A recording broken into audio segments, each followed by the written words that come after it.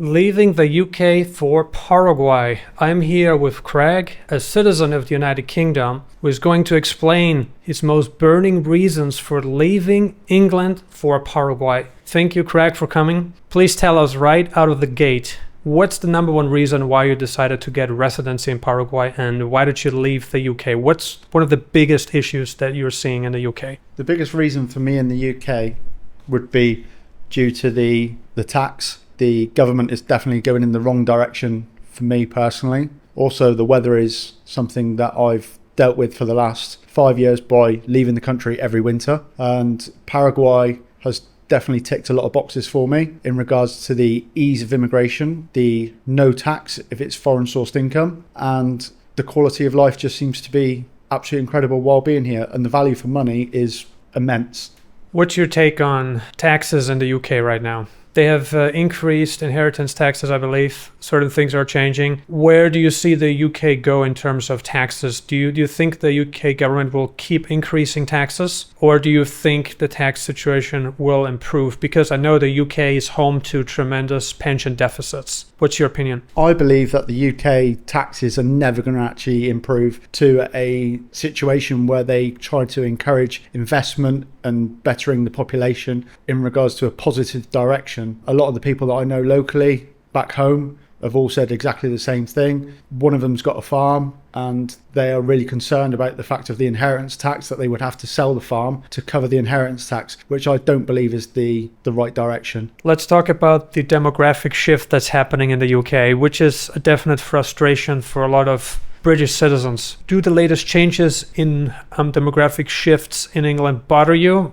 or it is not important at all? For me, the demographic shift has been very noticeable. Me being from the southwest, I've never really noticed it until very recently. Probably within the last 12 months, it's became even more prevalent. And I do like to keep myself down in the southwest, but going to places, not even London, like places like Bristol, it's now become very much a diverse culture. And I don't feel like when you go to those places, I feel as safe as I do here.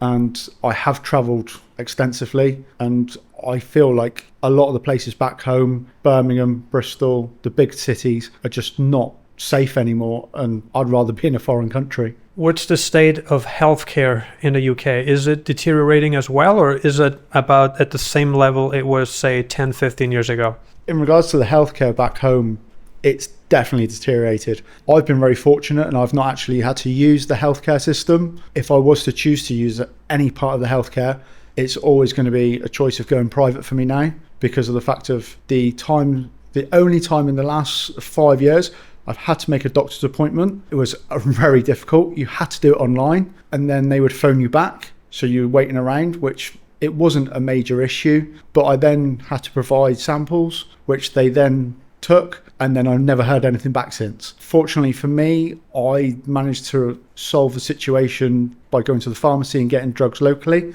but the healthcare system in the UK is abysmal in my opinion. When I was in Thailand last year, I did get food poisoning. I got admitted to hospital. It was a private hospital. It was absolutely incredible. And the polarization between the two differences between Thailand and what's available and the UK, it just makes you wonder why anybody would want to stay in the UK. There just doesn't seem to be anything drawing people to the UK, and even the government are pushing investors away. Last week we interviewed a senator here in Paraguay, and he pointed out how Paraguay has no intentions of changing its tax system, because he wants Paraguay to keep focusing on policies that Western countries used when they were poor to become rich. So he does not want Paraguay to become anything like a place like the UK or the European Union or even the US, where taxes are ever increasing. Of course, sometimes they are cutting taxes, but overall the trajectory is more and more taxes, right? On all levels, wealth taxes, they are cutting your pension benefits, right? So you need to work longer to have a pension. And it's just not a very good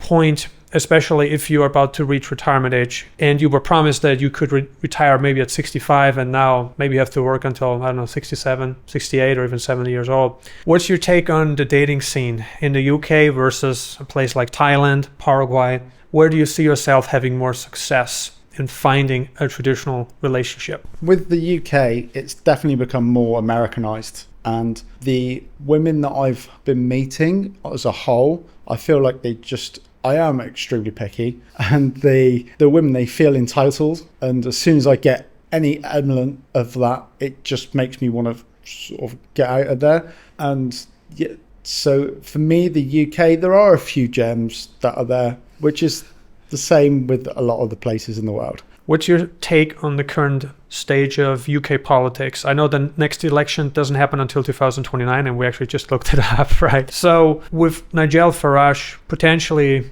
taking over in 5 years' time, obviously a lot can happen between now and then. What's your take on the current situation in the UK? With the current government that we've got in, I believe what they promoted that they were going to do, they've gone back on a lot. And I know there's currently a petition going around, which last time I looked, it was over 3 million signatures in regards to the fact that we should have another election, which I personally believe we should, because of the fact of, if you make a promise, you should stick to that promise. Okay, it might not always be the best decision for you personally, but if you make a promise, you should stay to it. I have had the pleasure of meeting Nigel Farage at an event, and I could definitely resonate with a lot of the things that he was saying. I do believe that if we have another election and he is around, I do believe that he'll become the next president.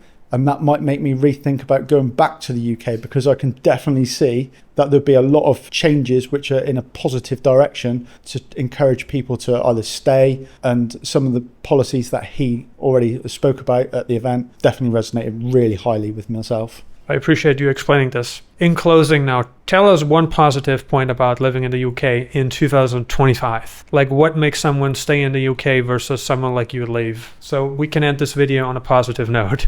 This is a really, really hard question for me. The only thing I can think of with the UK that's positive is the fact of I've got family and friends there. The rest of it, the weather, the tax, just everything about it is definitely all going in the wrong direction. Hence the fact that I've explored looking to move elsewhere, been leaving the country every winter for the last 5 years, and now decided to use Gerald services to get me residency in Paraguay. And hopefully we can continue to work together a lot. And he's a really good gentleman. I appreciate that. Thank you so much. And we also appreciate you as a client. You're a very valued client of ours, so thank you. If you're interested in leaving the UK for a more prosperous destination, maybe in Southeast Asia, Latin America, Africa, potentially Eastern Europe, please contact us, book a consultation with Nomad Elite by visiting the website that appears on our screen right now. We've also added a link in the description of the video. Thank you so much for watching. Thank you for your time, Craig. I appreciate it. And look forward to seeing you guys on the next video.